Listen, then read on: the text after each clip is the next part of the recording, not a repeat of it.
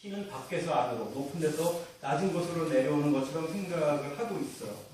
또 오늘날까지도 그러지 않습니까? 이게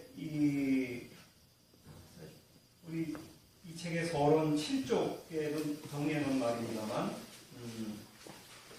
많은 사람들이 유신론 신이 있다고 그러긴 하는데 어떤 신이냐면은 대단히 초자연적 유신론. 적 사유를 오늘날도 95% 이상의 기독교인들이 그냥 이런 신론을 가지고 있어요. 해외 외국에도 그렇고 한국에도 그렇고 신이 있지. 근데 어떤 신이냐면 자연 너머에 있어 이렇게 생각을 하는 거예요. 자연 너머, 자연이라는 것이 우리들의 삶의 세계라면 신은 언제나 저쪽에 있어 이렇게 생각하죠. 그러니까 그 기도를 하려면 언제나 하늘을 보고 기도를 하게 되고 큰 소리로 기도해야 내 기도를 들을 것 같아서 크게 기도합니다. 그 심리적 카타르시스는 분명히 있을 거예요. 근데 그런 큰 소리로 기도하고 밖을 상상하고 높은 곳을 상상한다는 사실 자체가 무의식 중에 신은 저쪽에 있어 이렇게 생각하기 때문이 아니겠어요? 그게 자연 너머에 있는 신관을 오늘날 사람들도 가지고 있고 저기 성경에도 그렇게 많은 사람들이 이렇게 가지고 있어요. 그러나 성경 중에 정말 정수 이 성경의 핵심을 보면은 이제 반드시 그렇지 않고 아까 예레미야의 설교대로 신은 내면 안에 있어 라는 쪽이 정수 중에 정수이지요. 그러다 보니까 이 저쪽에 있는 신이 어떻게 내 기도를 들을 수 있을까? 신이 은혜를 베푼다는 것은 신이 무슨 정파를 보내는 것처럼 상상하게 되고 서로 다른 내용의 기도를 어떻게 신이 동시에 들을까? 축구 경기에서 두 팀이 동시에 이겨달라고 같은 신에게 기도를 하면 신은 누구의 말을 듣겠어요? 이런 모순적인 질문을 할 수밖에 없는 상황이 벌어지는 거예요. 그러니까 이제 신에게 속성 중에 이런 속성의 사람들이 속성을 만들어놔요. 신은 전지전능해. 신은 모든 것을 다 알아. 모든 것을 다 할 수 있어. 라는 식으로 신에게 모든 능력을 다 투사해, 사람은.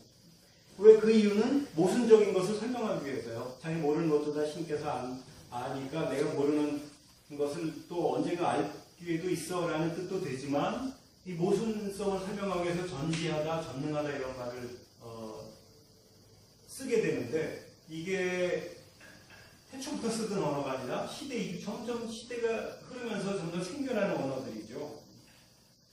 근데 그런 식의 신이 자연 넘어 있다고 생각한다면 정말 던질 수 있는 의문거리들이 굉장히 많습니다. 높은 곳에 있는 신이 어떻게 밖에 있는 신이 인간 안으로 들어오는 수 있는가? 신과 신이 애당초인가 밖에 있다면 밖에 있는 신을 인간이 어떻게 아는가? 그런 질문 한번 던져보세요. 이게 많은 철학자들이 고민했던 내용이기도 한데요. 칸트 같은 철학자들은 그 사람은 신학자는 아니지만 신학보다 더 신학적인 통찰을 사람들에 주기도 했어요. 뭐냐면 인간이 어떻게 내 밖에 있는 사물을 아는가? 그 말은 사물을 알 수 있도록 되어 있기 때문이야. 라는 그런 논리를 칸트가 펼쳐요, 논리적으로. 사물이 있어서 내가 사물을 인식하는 게 아니라 내가 인식하니까 사물이 있는 거야 하면서 사물에 대한 인식하는 사람의 주체성을 강조하기 시작했고 이미 그래서 신학자들이 이것을 잘 이어받아서 어떤 사물에 대한 이해는 사물을 보기 이전부터 이해할 수 있는 능력이 인간에게 갖춰져 있어. 그것이 바로 신의 은총이야. 이런 식으로 해석하는 신학자들이 많이 등장하기 시작합니다. 이게 조금 어려운 말일 수 있지만 핵심은 신이 저 밖에 있다 그러면 어떻게 인간이 신을 알아? 뭔가 알 수 있도록 되어 있어야 아는 거 아니냐. 알 수 있도록 되어 있다는 말은 신이 인간 안에 들어와 있다는 증거지. 인간 밖에 있는 것을 어떻게 알게 되는가? 그런 질문을 던지다가 보면 필연적으로 내려지는 결론이 있어요. 신은 애당초부터 자연 밖에 있지 않고 자연 안에 자연의 모습으로 있어. 인간 밖에 있지 않고 인간 안에 인간적인 모습으로 있는 거야 라는 결론을 내릴 수밖에 없게 됩니다. 여기에서 오늘 강의 제목처럼 범죄신론이라는 언어가 등장하기 시작하는데요. 283쪽에 보면 사실 이것은 신학자들의 언어가 아닙니다. 성경의 언어예요. 구약 성경은 아주 강력하진 않았지만 신약 성경에 보면 로마서 11장 36절이 대표적인 구절인데 283쪽 위에서 넷째 줄. 또 한번 읽어봐 주시겠어요? 모든 것은 그분에게서 나오고 그분으로 말미암고 그분을 위하여 있다. 네. 자, 이 그분이 지금 뭘까요? 하나님이죠? 신입니다. 근데 모든 것이 그분에게서 나왔다. 자, 문장 그대로 해석을 하셔야 돼요. 모든 것이 그분에게서 나왔어요.